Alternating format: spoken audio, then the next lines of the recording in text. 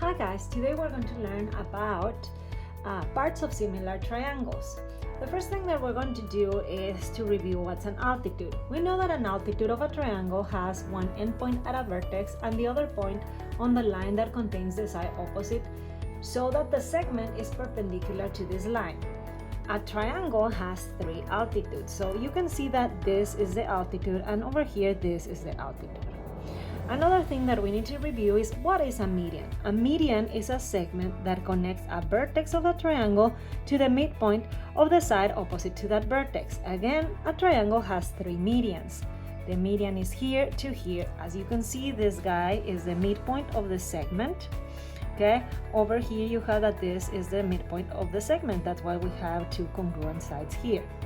So, a little bit of background information. If two triangles are similar, then we can assume that the altitudes are proportional to the sides, the angle bisectors are proportional to the sides, the medians are proportional to the sides, and the perimeters are also proportional to the sides. So for example, number one, what we have is that triangle ABC, this one, is similar to this one, meaning they are proportional. So you know that R is a midpoint of the segment BC, meaning this is congruent to this. And S, that it's over here, it's the midpoint of EF, meaning this is congruent to this. Okay, so we do have that BC, okay, it's 24. So we know that 24 is going to be the entire opening from here to here. And then EF is the entire opening from here to here, and it's 15. Then they tell you that AR, which is here, it's X. And then tell you that DS is X minus 6. Okay? So what we have here, we need basically to do proportions. Okay? So you need to have a ratio. You know that 15 is corresponding to 24 and X minus 6 is corresponding to X. Therefore, what we have is the following. You have that 24 corresponds to 15, and you have that X corresponds to X minus 6. So we have this ratio, and then we're going to cross multiply. Okay, so you do the cross multiplication. So what do you have here? What I have is 24 times X minus 6 is going to be equal to 15X. So after that, you're going to do 24 times X is going to be 24X. 24 times 6 is going to be negative 144, and this is going to be equal to 15. After that, what you do is you pass the 15 to the other side, having 9x, and on this side you have that it's going to be 144 positive because you pass it to the other side. You divide both sides by 9, and you have that x is going to be equal to 16. And that's pretty much it. So for example number 2, what we have is that the triangle ABC is similar to the triangle DEF. In addition, they tell you that BM, which is this one, is perpendicular to AC. We know that perpendicular lines, they make right angles. Therefore, this is a right angle, and also this one is a right angle. Okay? In addition to that, we realize that BM is an altitude. Okay, similarly here for EG, we know that EG is perpendicular to DF. Again, perpendicular lines make right angles, therefore this is right. So what we can conclude from here is that BM, okay, and we have that the other one, EG, the segment EG, are altitudes. Okay, so altitudes, okay.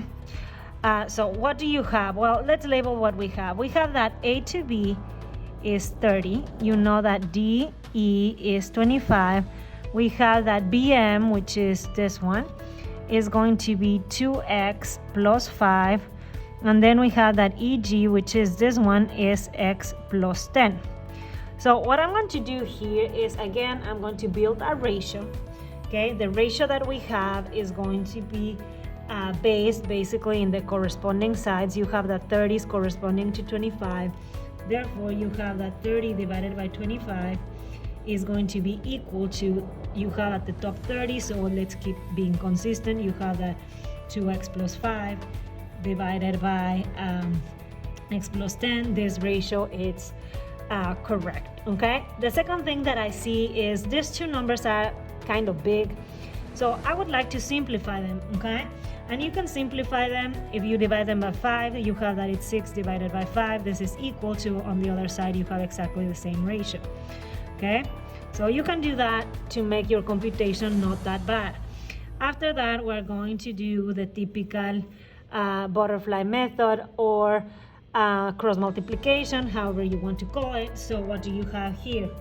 What I have is that 6 times 10 plus x is going to be equal to 5 times 2x plus 5. Therefore, you have that it's going to be 6x plus 60 is equal to 10 plus 25. After that, I combine like terms. Moving the 6 to the other side, you have that this is going to be 4x. I move the 25 to the other side. 60 minus 25, that's 35. Then I divide both sides by 4, so you have that your x is going to be the number 35 divided by 4. And that's pretty much it for number 2. Now, for example number 3, what you have is that they are giving you the perimeter of the triangle DEF on the problem above. So you have this perimeter, okay? So the perimeter of this one, you know that it's 30, okay? And then they give you that AC, okay? So we have that the value of this one is going to be 12, okay? And the value of DF, they give you that it's 8, okay? Find the perimeter of this one. So what we can do here is you recognize that your perimeter is your missing piece. On this one, I have a question mark on my perimeter. So what do you have here? You have that the corresponding side of the 12 on the small triangle is 8. And then on this one, I have my question mark or P divided by 30 of the small triangle. And then what are you going to do? Well, you are going to do again your cross multiplication to find the perimeter of the big triangle. So what do you have here? Well, over here I have that this is going to be 8p is going to be equal to 12 times 30. Okay, so p is going to be equal to 12 times 30 divided by 8. When I do that, which is pretty easy because you can simplify, right? We can divide by 8, okay? You have that this is going to be 45, okay? So the perimeter of triangle ABC is 45 units. And that's pretty much it. Bye.